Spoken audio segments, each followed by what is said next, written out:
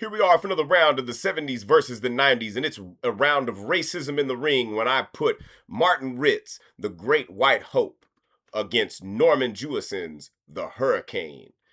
And this was one of the hardest decisions I've ever had to make because, man, both of these movies are extraordinary. Like, both performances are great. And, they're just very well done movies.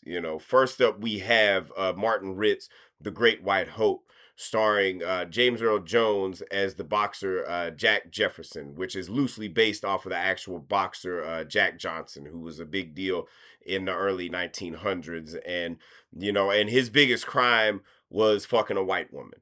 It was bad enough that he was beating the shit out of these white boys in the ring, but the final straw that really got him into shit was he was fucking a white woman, which is played by Jane Alexander in the film.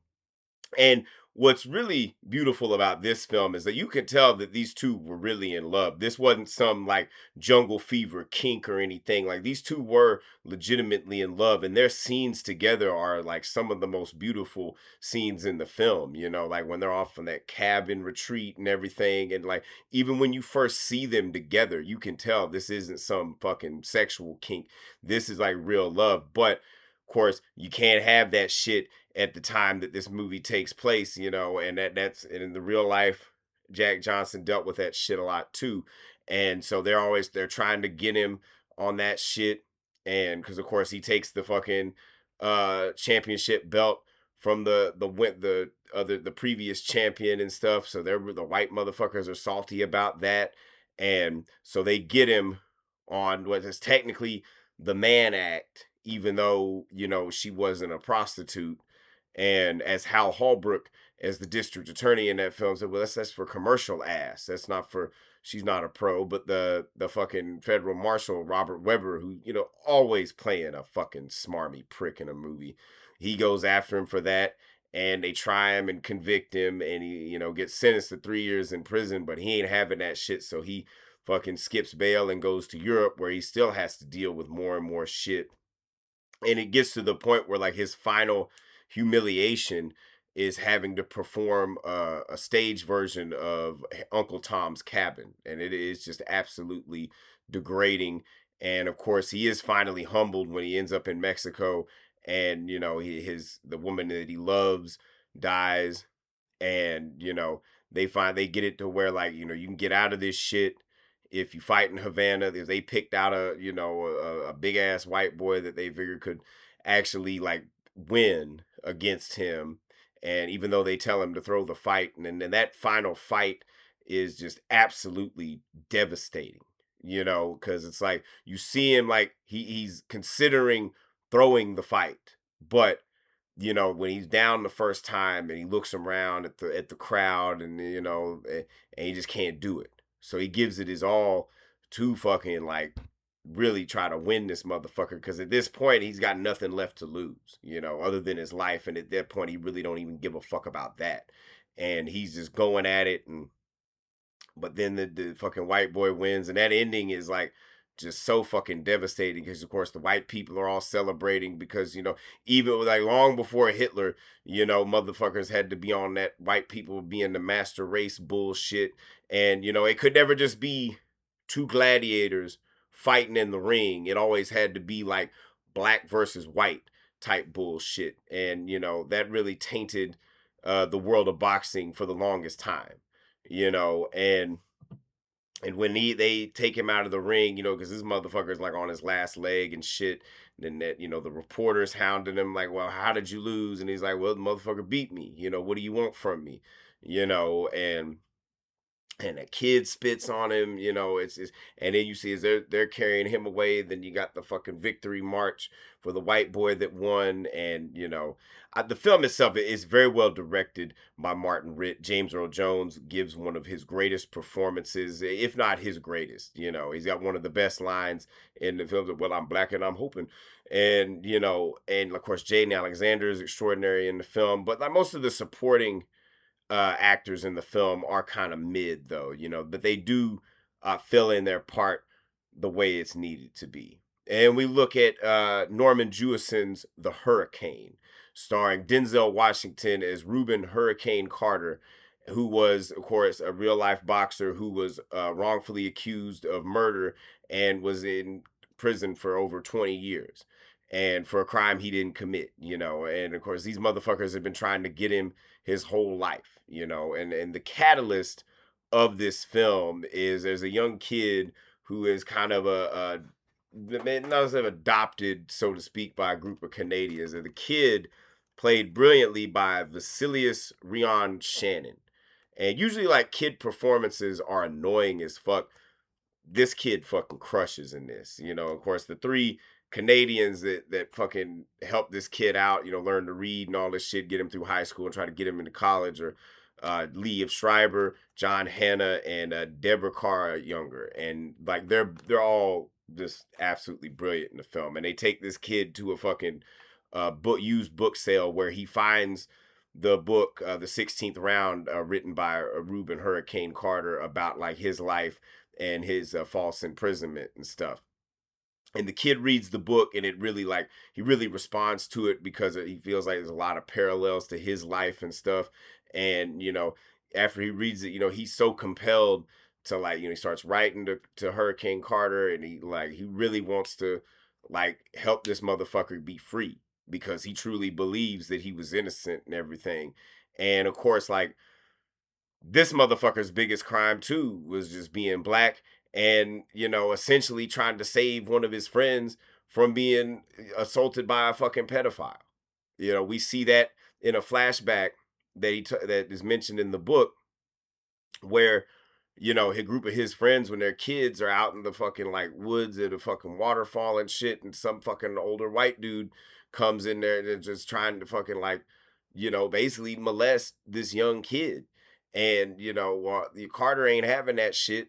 And so, like, he throws something at the fucking white dude, and then the fucking white dude tries to fucking throw him over a fucking waterfall, but Carter ends up stabbing him with a fucking switchblade. And so, like, but now this kid has to, because this fucking pederast is of high standing in society, probably a fucking judge or a politician, somebody that like makes decisions, but is a fucking morally ambiguous cocksucker, you know, that likes fucking little kids. Now this kid is thrown in the fucking prison system, you know, basically the fucking boys' home and shit, juvenile fucking bullshit, until he's 21 years old, all because, you know, there's a fucking asshole like fucking police detective fucking Dan Hedaya playing his most sinister fucking role in a fucking long career of sinister fucking roles. Like, I mean, this one is the fucking worst, you know? Cause like, just because this fucking pederast is in high standing, it's like, well, we're gonna throw the book at this fucking kid, you know? And then he escapes from the fucking boys' home when he's like a teenager and shit, and he ends up in the army and, you know, learns how to box and shit. Then he comes back home and they throw his ass back in fucking prison. You owe me time. Blah, blah. And then, you know, of course, that ain't enough for him. So then they fucking frame him for fucking murder and shit, you know. But all this shit, you know, he's just stuck in the hole and stuff. Nobody can fucking get him out. You know, motherfuckers like Muhammad Ali and Ellen Burstyn and Bob Dylan, you know, they can't even like fucking help this motherfucker get free. All it takes is this young boy who is really moved by this book and has like some of the nicest white people as his fucking benefactor. You know, I guess Canadians are super fucking nice and shit. And they do what they can to, like, man, they fucking sacrifice their time and their lives to fucking find the truth. And they motherfucking do. And, you know, thanks to a fucking like really like sympathetic judge in the federal court played by Rod Steiger, who of course was kind of a complete opposite because he played the fucking racist sheriff in Norman Jewison's other film, In the Heat of the Night. Now he's playing just a brilliant fucking moment with, you know, the fucking uh, prosecutors or whatever the fuck for New Jersey, the state of New Jersey. They're like, well, we assumed you weren't gonna see us. Like, well, you assumed wrong, you know, and then he ends up free, you know. And of course, Denzel Washington is one of the greatest actors of all time. Like, that motherfucker is just a powerhouse actor, you know, and this is one of his best performances. You know, the range that he has to go through in this character is just absolutely, you know, insane, you know, because he has to go for so many ups and downs and he plays it all. He plays it brilliantly. You know, he doesn't overact. You know, he knows that perfect formula to fucking like give a performance, you know, to really become the fucking character that he's playing, which is very hard to do, especially when you're playing a historical figure. You know, now is it better than his performance in Malcolm X? I don't believe so, but I do believe that it is on par with that. And of course, for a Norman Jewison film, this is really good. Like, the thing about it is, like, Norman Jewison is one of the most mid directors of all time. You know, other than In the Heat of the Night, most of his movies are fucking hot trash garbage, you know? But The Hurricane is one of those exceptions. This is very well made, very well written, you know, and of course, they're going to be using that damn Bob Dylan song over and over again. But it does, the thing about it is, they use it in all the right moments. You know, they don't overuse it, but of course, it's used probably at least 3 times in the film, to the beginning, the middle, and the fucking end, which is kind of a good punctuation for what's going on in the story. And of course, like all the other, you know, supporting actors in this film are really good. And the film does like give one hope, you know, that a motherfucker that had to go through this shit, you know, like several decades of his life taken away just because he's black, you know, and motherfuckers didn't like him. They didn't like him having the fucking, like, brothers having attitudes and shit, or like being, you know, great. You know, they had to strip away a man's greatness and shit just to prove their superiority. You know, it's fucking bullshit. So, I mean, this is a hard decision because, like I said, I can't really find anything bad about either one of these movies. But I have to pick a winner. So I got to give it to The Hurricane because, one, it's a movie that, like, man, you really feel good afterwards, and like the highs and lows of the film are done pretty good.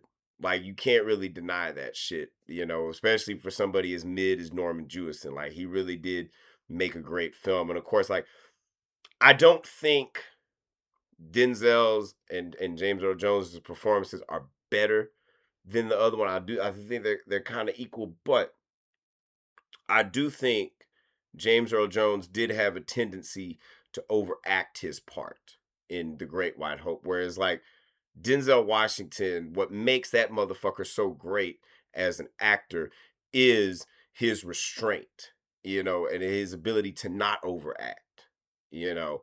And of course, like I said, that the kid in the film is fucking brilliant. And, you know, all the other, but of course, Liev Schreiber is one of the greatest actors of all time, very slept on individual, you know, crushes everything he's in.